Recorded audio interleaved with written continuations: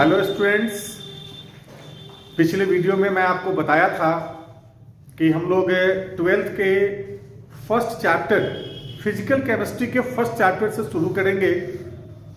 आपको वीक में 2, 3, 4 वीडियो जितना पॉसिबल हो सके मैं आपको प्रोवाइड करने की कोशिश करूंगा। तो हम लोग फिजिकल केमिस्ट्री के फर्स्ट चैप्टर सॉलिड स्टेट से स्टार्ट करेंगे। तो सॉलिड स्टेट का मीनिंग है क्या? तो आप 11th में एक चैप्टर पढ़े होंगे, स्टेट्स ऑफ मैटर चैप्टर। कौन सा? States of matter chapter. अब इस स्टेट्स ऑफ मैटर का जो पार्ट है बेसिकली वो 3 पार्ट में होता है, एक सॉलिड, लिक्विड और गैस। तो इस सॉलिड स्टेट का स्टडी जो है आप 11th में अच्छे से नहीं कर पाए होंगे। क्यों नहीं कर पाए होंगे? क्योंकि 12th में ये चैप्टर है, 12th में इसको डिस्क्राइब करके पढ़ना है, पूरा डिस्क्रिप्शन के साथ आपको पढ़ना है। तो सॉलिड का स्टडी अभी हम लोग करेंगे। तो सॉलिड है क्या, लिक्विड क्या है, गैस क्या है, इसको जानने के लिए हम आपको एक छोटा सा ट्रिक समझाते हैं, अच्छे से समझिएगा। अब कोई भी सब्सटेंस जो है, आप नाम सुने होइएगा कन्नाद ऋषि का, उन्होंने कहा था कि इस ब्रह्मांड में जितने भी पदार्थ हैं ये सभी छोटे छोटे पार्टिकल से बने हुए हैं। नहीं तो उसी में ये सॉलिड, लिक्विड, गैस उसका स्टेट्स है। तो ये भी जो है वो छोटे छोटे पार्टिकल से बने हुए हैं।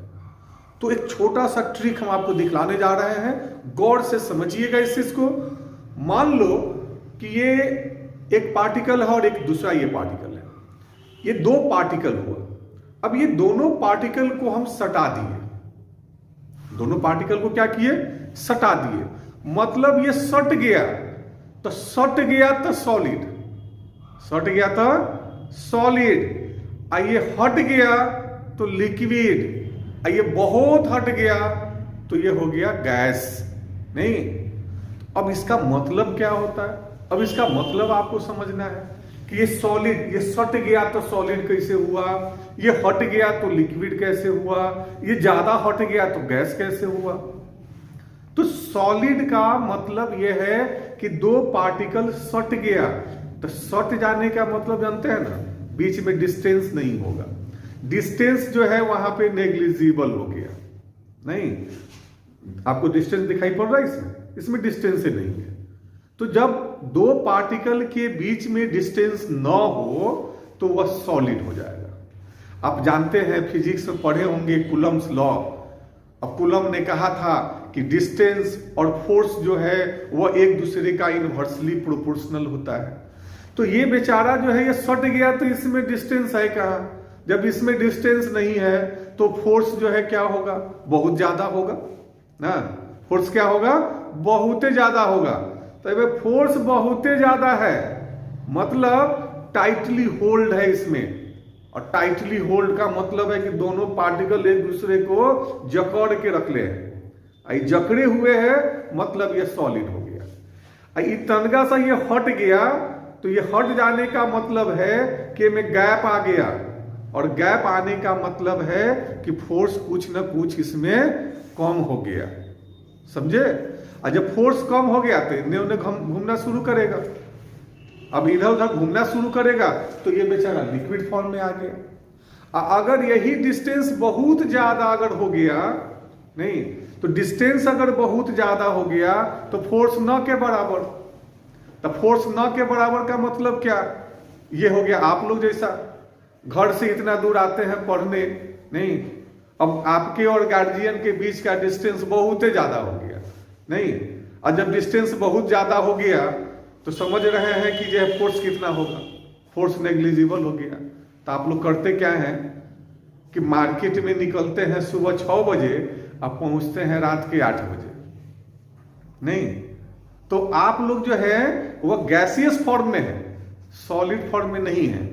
और साइंस का स्टूडेंट सॉलिड फॉर्म में होना चाहिए, गैसियस और लिक्विड फॉर्म में नहीं होना चाहिए। तो सॉलिड, लिक्विड और गैस का मतलब तो समझ में आ गया होगा। आप अपने ऊपर ले लीजिए, आप हैं क्या? नहीं, आप सॉलिड है कि लिक्विड है कि गैस है? तो डिस्टेंस पे सब डिपेंड करता है, फोर्स भी जो है वो डिस्टेंस पे डिपेंड करता है, नहीं तो फोर्स जब डिस्टेंस पे डिपेंड करता है, नहीं तो अब ये जो डिस्टेंस है ना, अब चलते हैं हम सॉलिड के इंट्रोडक्शन में। तो आप ये इंट्रोडक्शन में देख लिए कि दो जो पार्टिकल है, अभी दोनों पार्टिकल के बीच डिस्टेंस नेग्लिजिबल हो गया। इस डिस्टेंस को क्या कहेंगे? इस डिस्टेंस का नाम होता है इंटरमॉलिक्यूलर डिस्टेंस। क्या नाम होता है?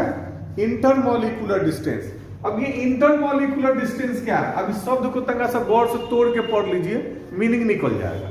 जैसे इंटर, इंटर को जानने के लिए आप लोग सक्षम हैं, जानते हैं कैसे? तो जनरल शब्द में इंग्लिश में एक शब्द है इंटर कास्ट मैरिज और इंट्रा कास्ट मैरिज ना, आजकल कंटिन्यू पेपर वगैरह में देते रहता है, देखते होइएगा आप लोग, नहीं तो इंटर कास्ट और इंट्रा कास्ट का मतलब क्या है? अब देखिए दो गो शब्द है, एगो है इंटर और एगो है इंट्रा ना, ये दोनों का मतलब होता है बिटवीन। क्या मतलब होता है? बिटवीन। बात समझे? इंटर का मतलब भी क्या होता है? बिटवीन। और इंट्रा का मतलब भी क्या होता है? बिटवीन। मतलब दोनों का मतलब सेम है, तो यूज अलग अलग काहे करेंगे हम? यूज जो है अलग अलग नहीं करेंगे। तो अलग अलग यूज करने के लिए फिर हमको समझना होगा क्या कि दोनों में अंतर क्या है भाई। तो अंतर है, इंटर का मतलब हो गया डिफरेंट के बीच में। जब दो अलग अलग रहेगा तो उसके बीच में जो हम लोग शब्द यूज करेंगे वह इंटर यूज करेंगे। और इंट्रा का जो मतलब है यह सेम के बीच में है। जैसे इंटर कास्ट मैरिज, एक intra caste marriage. Inter caste, caste मतलब होता है जाति, और मैरिज मतलब होता है शादी। और इंटर कास्ट मतलब दो अलग अलग कास्ट में अगर शादी हो रहा है तो हम लोग उस शादी का नाम देते हैं इंटर कास्ट मैरिज। ये इंग्लिश वाले आपको सिखलाए होंगे। और अगर सेम कास्ट के बीच अगर शादी हो रहा है तो हम लोग शब्द देते हैं इंट्रा कास्ट मैरिज। वही टर्म यहां पे भी है, नहीं वही टर्म है कि ये इंटरमॉलिक्यूलर डिस्टेंस है, मतलब दो डिफरेंट पार्टिकल के बीच का डिस्टेंस है।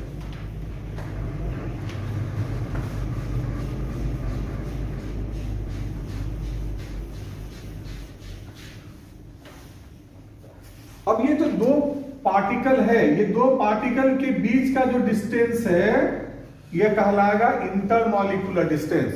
तो सॉलिड में क्या होता है कि इंटर डिस्टेंस जो है, इंटरमॉलिक्यूलर डिस्टेंस, यह नेग्लिजिबल है। क्या है? नेग्लिजिबल नहीं है। तो जब ये डिस्टेंस नेग्लिजिबल हो गया मतलब ये दोनों सट गया, तो सट गया तो फोर्स क्या होगा? बहुत ज्यादा होगा। मतलब इंटरमॉलिक्यूलर फोर्स जो होगा यह जो है बहुत ज्यादा होगा, मतलब स्ट्रॉन्गर होगा। स्ट्रॉन्गेस्ट कर दीजिए ना, बहुत ही मजबूत हो गया। अब इसके कारण, इस दोनों के कारण सॉलिड का जो शेप होता है, सॉलिड का जो साइज होता है, सॉलिड का जो वॉल्यूम होता है ना, ये सब डेफिनेट हो गया। अब जैसे मान लेते हैं कि ये मार्कर है। अब इस मार्कर में जो पार्टिकल्स हैं, ये पार्टिकल्स एक दूसरे से एकदम क्लोज पैक्ड है, एकदम सटे हुए हैं। नहीं सटे हुए हैं तो देखिए इसका शेप जो है वो फिक्स है। अब इसका शेप जो है फिक्स है, इसका साइज जो है यह फिक्स है, इसका जो लंबाई चौड़ाई ऊंचाई जो है सब फिक्स है, मतलब इसका वॉल्यूम भी फिक्स है। मतलब ये कि इसके कारण इंटरमॉलिक्यूलर डिस्टेंस के नेग्लिजिबल होने के कारण और इंटरमॉलिक्यूलर फोर्स का मजबूत होना ये सॉलिड को definite shape, definite volume, definite size देता है। नहीं अब आप सोचिए 2 मिनट कि हम लोग कोई सॉलिड लेते हैं,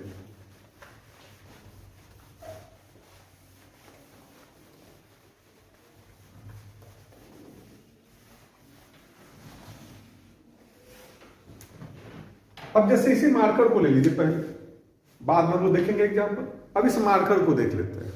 अब इस मार्कर में हम लोग क्या कर रहे हैं कि इसको दबा रहे हैं। अब इसको दबाएंगे तो क्या ये दबेगा? नहीं दबेगा। क्यों नहीं दबेगा? क्योंकि पार्टिकल्स जो है इसके वो एक दूसरे से कंटिन्यू एकदम 0 डिस्टेंस में जुड़ा हुआ है।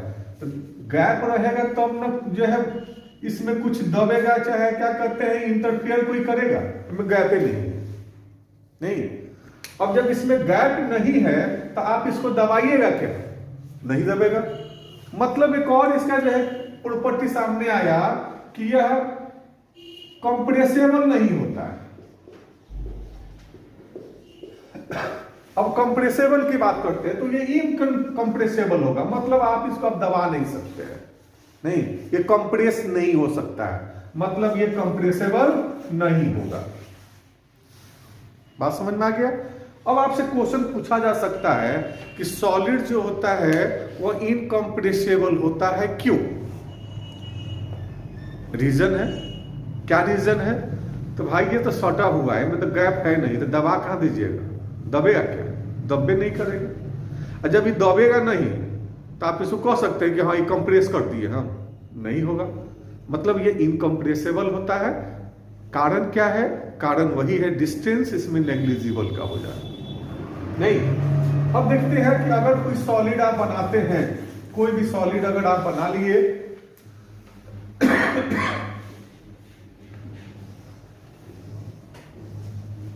मान लेते हैं कि एक सॉलिड हम बना रहे हैं, पार्टिकल्स को इस तरह से रेगुलर वे में अरेंज कर देते हैं ना। अब रेगुलर वे में अरेंज कर दिए तो ये पार्टिकल क्या घसक कर यहां आ जाएगा क्या? नहीं आएगा। ये इसका पोजीशन है, ये जो पार्टिकल है वो यहीं पे रहेगा, और ये पार्टिकल जो है वो यहीं पे रहेगा, ये पार्टिकल जो है वो यहीं पे रहेगा, ये पार्टिकल जो है वो यहीं पे रहेगा। मतलब ये सबका अपना पोजीशन जो है वो फिक्स्ड होता है। चलिए एक और जो है आ गया प्रॉपर्टीज कि इसके पास इसके कॉन्स्टिट्यूएंट जो पार्टिकल्स है जिससे ये बना हुआ है, उस पार्टिकल्स का पोजीशन क्या होता है? फिक्स्ड होता है। नहीं तो इसके पार्टिकल्स जो है वो फिक्स्ड पोजीशन में है। क्या है? फिक्स्ड पोजीशन में है। अगर आप इसको हिला डुला कीजिएगा ना, तो हिला डुला कीजिएगा तो ये नहीं जाएगा, तो इसको इधर धक्का देगा हल्का, इसको इधर धक्का देगा, मतलब रहेगा वो अपने पोजीशन पर। वो अपने पोजीशन पे रह के ही वो इधर उधर जो है हल्का फुल्का जो इधर उधर कर सकता है। मतलब कि पोजीशन के फिक्स्ड होने से इसके में जो वाइब्रेशन होगा ना, यह वाइब्रेशन इसके मीन पोजीशन पे होगा। भाई किस पे होगा? मीन पोजीशन पे ही होगा। वाइब्रेशन जो होगा इसका कहां होगा? इसके मीन पोजीशन पे ही होगा। तो हम लोग 2-4-10 सही प्रॉपर्टी देख लिए कि सॉलिड का शेप, साइज, वॉल्यूम, मास, ये सब डेफिनेट होता है। अब किसके कारण डेफिनेट होता है? तो इसके पार्टिकल्स के बीच का जो अरेंजमेंट है, जो इसका पार्टिकल्स है, जो इसका कंस्टिट्यूएंट पार्टिकल्स है, जो इसका कंपोनेंट्स है जिससे ये बना हुआ है, वो पार्टिकल के बीच का डिस्टेंस जो है वो वेरी शॉर्ट होता है, बहुत कम होता है, नेग्लिजिबल होता है, जिसके कारण फोर्स ज्यादा लग गया। और फोर्स ज्यादा लग गया तो सब डेफिनेट हो गया, मास भी डेफिनेट, वॉल्यूम भी डेफिनेट, शेप साइज भी डेफिनेट। नहीं, इसके बाद पोजीशन ऑफ पार्टिकल जो है वो फिक्स्ड हो गया। अब फिक्स्ड पोजीशन पे आप जान रहे हैं कि ऑसिलेशन अगर होता भी है, उसमें वाइब्रेशन होता भी है, तो अपने मीन पोजीशन पे ही रहेगा, इधर उधर तो जाएगा नहीं। तो ये हम लोग का था सॉलिड का कुछ प्रॉपर्टीज। दूसरी बात एक और जो हम लोग पढ़े हैं, जब पार्टिकल फिक्स है तो आप इसको दबा नहीं सकते हैं। तो आपके मन में एक क्वेश्चन राइज होगा कि एक रबड़ का टुकड़ा लेते हैं ना, और रबड़ के टुकड़ा को दबाते हैं वो दब जाता है ना। स्पंज खाते हैं, मिठाई खाते हैं, मिठाई को जो है आप दबाइएगा तो दब जाएगा। आपके मन में अभी क्वेश्चन राइज हो गया होगा कि हम उस समय से बता रहे हैं कि सॉलिड जो है इसके पार्टिकल्स का पोजीशन फिक्स्ड होता है, यह इनकम्प्रेसिबल होता है, इसका शेप, साइज, मास, वॉल्यूम सब डेफिनेट होता है ना। तो फिर उस रबड़ का शेप तो हम ऐसे खींचेंगे तो ऐसे हो जाएगा, ऐसे खींचेंगे तो ऐसे हो जाएगा ना। वो ऐसा क्यों होता है? वो कौन सा सॉलिड है भाई? वो भी तो सॉलिड है। तो इसके प्रॉपर्टी को तो ऑक्युपाइज नहीं कर रहा है, इसके प्रॉपर्टी को तो फॉलो नहीं कर रहा है।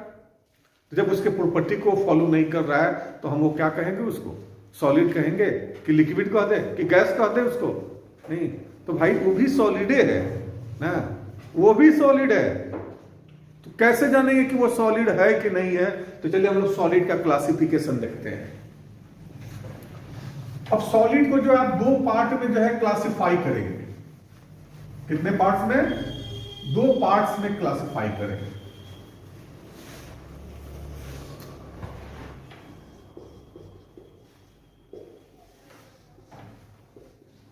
एक होता है क्रिस्टलाइन और दूसरा होता है अमॉर्फस। ये दो तरह का सॉलिड होता है। हम उस समय से जो चर्चा आप कर रहे थे, ये सारा चर्चा था किसके लिए भाई? क्रिस्टलाइन के लिए। किसके लिए? क्रिस्टलाइन सॉलिड के लिए। अमॉर्फस जो आपके मन में जो क्वेश्चन उठा है वो अमॉर्फस है। आपके मन में जो क्वेश्चन उठा वो कौन सा है? अमॉर्फस का है। और हमारे मन में जो क्वेश्चन उठा वो क्या चीज का है? क्रिस्टलाइन का है। मतलब क्रिस्टलाइन में जो पार्टिकल्स का जो अरेंजमेंट होता है ना, ये रेगुलर होता है। अब रेगुलर का मतलब समझ ही रहे हैं कि अगर पार्टिकल्स का अरेंजमेंट अगर रेगुलर हो रहा है तो ये इनकम्प्रेसिबल होगा, आप इसको दबा नहीं सकते हैं, इसका शेप, साइज, मास, वॉल्यूम सब जो है वो डेफिनेट होगा। लेकिन अगर पार्टिकल्स का अरेंजमेंट इरेगुलर हो गया, जैसे इसी में मान लेते हैं कि दो पार्टिकल यहां से हम हटा दिए, अब ये वो यहां जोड़ दिए, वो यहां जोड़ दिए, फिर रेगुलर कर दिए, फिर जगह खाली कर दिए ना, अब ये हो गया इरेगुलर। तो भाई जैसे ही इरेगुलर होगा तो गैप हो गया। और जब पार्टिकल के बीच में जब गैप आ जाता है तो आप तो इसको कंप्रेस करिए सकते हैं, आप तो इसको दबाइए सकते हैं ना। तो जब आप इसको दबाइएगा तो वो क्या होगा? अमॉर्फस सॉलिड हो जाएगा। क्या होगा? Amorphous solid. तो क्रिस्टलाइन में पार्टिकल्स का अरेंजमेंट क्या होता है? रेगुलर होता है। और अमॉर्फस में पार्टिकल्स का अरेंजमेंट क्या होगा? इरेगुलर। बात समझे कि नहीं? तो रेगुलर अरेंजमेंट अगर पार्टिकल्स का हो रहा है तो वह क्रिस्टलाइन सॉलिड है, अगर इरेगुलर अरेंजमेंट हो रहा है तो वह अमॉर्फस सॉलिड है। तो क्रिस्टलाइन और अमॉर्फस का सबसे बेहतरीन डिफरेंस यही है समझने के लिए। एक्यूरेट कंसेप्ट इसका इसके पार्टिकल्स का अरेंजमेंट ही है। तो अगर पार्टिकल्स का जैसे यहाँ पे रेगुलर है तो इतना दूर आप कह सकते हैं कि क्रिस्टलाइन है, और जैसे ही इरेगुलर में जैसे ही जाएगा वैसे ही क्या कहलाएगा? अमॉर्फस कहलाएगा। अब आखिर इससे होगा क्या? अगर रेगुलर अरेंजमेंट होता है तब क्या होगा इसके अंदर, और इरेगुलर अरेंजमेंट होगा तब इसके अंदर क्या होगा? तो अगर हम लोग रेगुलर अरेंजमेंट कराते हैं, अगर पार्टिकल्स का रेगुलर अरेंजमेंट कराते हैं तो यह क्रिस्टलाइन होगा। अब इस रेगुलर अरेंजमेंट के कारण भाई साहब इसका मेल्टिंग पॉइंट जो होगा, बॉइलिंग पॉइंट जो होगा, ये बढ़ जाएगा। मेल्टिंग पॉइंट, बॉइलिंग पॉइंट क्या होगा? ये बढ़ जाएगा। क्यों बढ़ जाएगा? कि भाई इसमें डिस्टेंस तो जो सब एक दूसरे के ऊपर सटा हुआ है ऐसे ना। तो जब सब एक दूसरे से सटा हुआ है तो इसको तोड़ने में तो ज्यादा एनर्जी लगेगा ना। तो जब ज्यादा एनर्जी लगेगा तो मेल्टिंग पॉइंट और बॉइलिंग पॉइंट क्या हो जाएगा? इसमें हाई हो जाएगा। दूसरी बात यह है कि इस रेगुलर अरेंजमेंट के कारण क्या होगा कि जब आप इसको काटिएगा, जैसे मान लेते हैं कि ये सॉलिड है, क्रिस्टलाइन सॉलिड है, और जब आप किसी तेज हथियार से जब इसको काटिएगा, नहीं तेज मतलब चाकू से काटिएगा, तो ये दो जो है अलग अलग पार्ट में टूट जाएगा और दोनों पार्ट जो होगा वो स्मूथ होगा, प्लेन सरफेस में कटेगा। किसमें कटेगा? स्मूथ और प्लेन सरफेस में कटेगा। दूसरी बात यह है कि इस रेगुलर अरेंजमेंट से यह एक प्रॉपर्टी शो करता है। और कौन सा प्रॉपर्टी?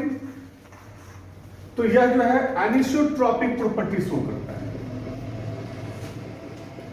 एनिसोट्रॉपिक। अब पूछेगी ये एनिसोट्रॉपिक क्या है? तो भाई साहब हम आपको शुरू से बता रहे हैं कि हम आप लोगों को हर एक चीज ट्रिक वे में समझाते हैं और हर एक चीज जो है वो ट्रिक वे में पढ़ाते हैं। तो आप अपना दिमाग लगाइए, कुछ आप भी अपना ट्रिक लगाइए। इस एनिसो में से एन को हटा दीजिए, क्या मिलेगा? आइसोट्रॉपिक ना। एनिसो में से एन को हटा दिए तो क्या मिल गया? आइसोट्रॉपिक। अब आइसोट्रॉपिक का मतलब क्या होता है सो देखिए। आइसो मतलब दो टर्म में टूट जाएगा। आइसो मतलब सेम और ट्रॉपिक का मतलब डायरेक्शन ना। सेम डायरेक्शन जहां पे होगा यानी सेम डायरेक्शन में सेम प्रॉपर्टीज, वह हो जाएगा आइसोट्रॉपिक ना। इससे पहले एन लगा दिए तो हमारे जो इंग्लिश वाले जो भाई लोग हैं ये कुछ कुछ स्पेशल शब्द बना के रखे हुए हैं जिसका यूज हम लोग करते हैं। जैसे एगो प्रीफिक्स लगा के रखे हुए हैं। अब कहते हैं कथी कि आप किसी शब्द से पहले वो प्रीफिक्स लगा दीजिए, किसी शब्द के बाद में वो सफिक्स लगा दीजिए, तो मीनिंग जो होता है वो जस्ट जो है वो अपोजिट हो जाता है नहीं। अब जैसे स्टेबल, तो इंग्लिश वाले की बात हम कर रहे हैं, बाद में हम लोग अपने सॉलिड स्टेट में चलेंगे। तो इंग्लिश वाले क्या किए कि स्टेबल है वो शब्द बनाए, स्टेबल से पहले लगा दिए यूएन, कह दिए कि ये अनस्टेबल हो गया, मतलब जो स्टेबल ना होगा। मतलब एगो प्रीफिक्स से मतलब ही निगेटिव कर देता है वो लोग। तो क्या करें, उन्हीं के आधार पे हम लोग भी चल रहे हैं। आइसोट्रॉपिक का मतलब सेम डायरेक्शन में सेम प्रॉपर्टी, तो एगो प्रीफिक्स लगा दिए एन ना, तो आइसोट्रॉपिक मतलब सेम डायरेक्शन में डिफरेंट प्रॉपर्टीज। जब सेम डायरेक्शन में डिफरेंट प्रॉपर्टीज होगा तो ये क्या कहलाएगा? एनिसोट्रॉपिक। अब इसको आप देखिए कैसे एनिसोट्रॉपिक को।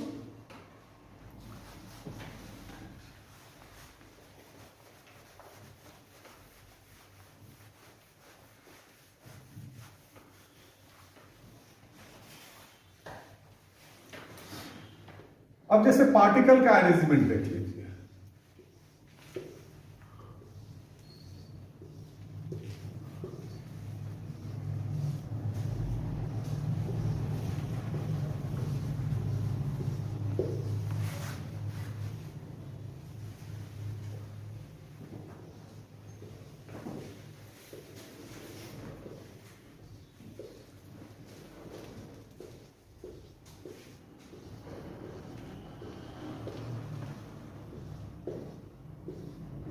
ये दोनों के बीच में हम लोग इसको अरेंज कर देंगे।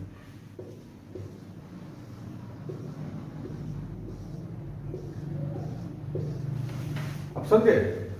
अब आप ऊपर से आइएगा तो ये डायरेक्शन सेम हो गया ना। जब सेम डायरेक्शन में आ गया, इधर से चलिएगा नहीं,